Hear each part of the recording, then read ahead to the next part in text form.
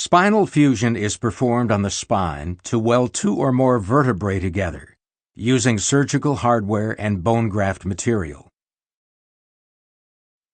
The spine consists of a series of interconnected bones called vertebrae, extending from the base of the skull to the tailbone.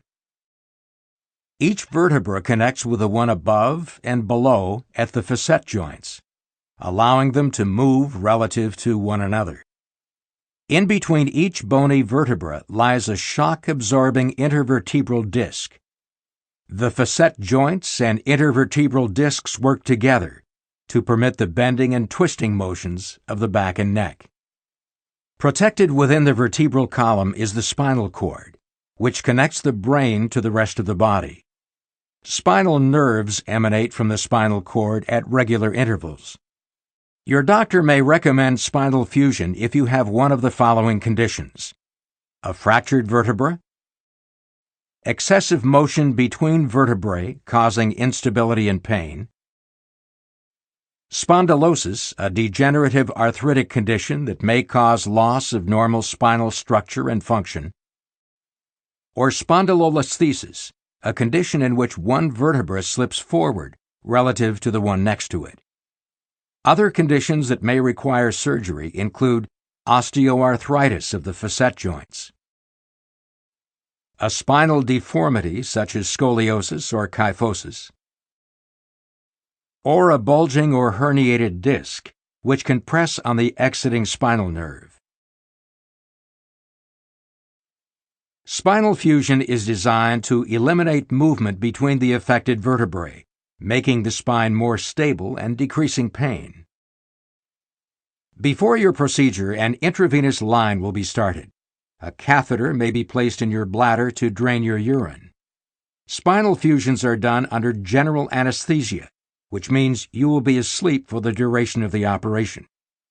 A breathing tube will be inserted through your mouth and into your windpipe to help you breathe during the procedure. If your surgeon is using your own bone for the fusion, he or she will make an incision overlying your hip and remove a bone graft.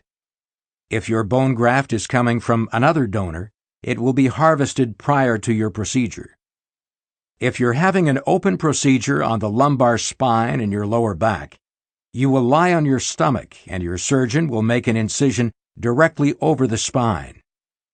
If you are having surgery on the cervical spine and the neck, your surgeon will generally approach this area from the front. In some cases, a spinal fusion may be performed using a newer, less invasive laparoscopic technique. Rather than one or two large incisions, a laparoscopic spinal fusion requires several tiny keyhole incisions, through which the laparoscope and special surgical instruments are inserted. Using a high-speed drill and other instruments, your surgeon will remove the disc between the two vertebral bodies to be fused. Next, your surgeon will insert the bone graft into the space between these two vertebrae.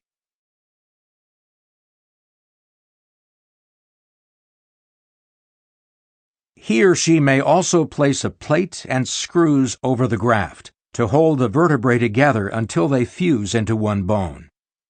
To complete the procedure, your surgeon will close the deep tissue and skin incision with stitches.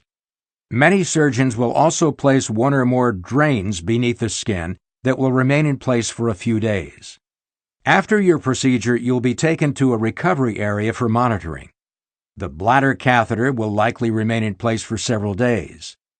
You may be unable to eat for a day or two after surgery and will receive fluids and nutrition through the IV. Some pain is expected during the first few days following surgery, and you will be provided with pain medication to control it.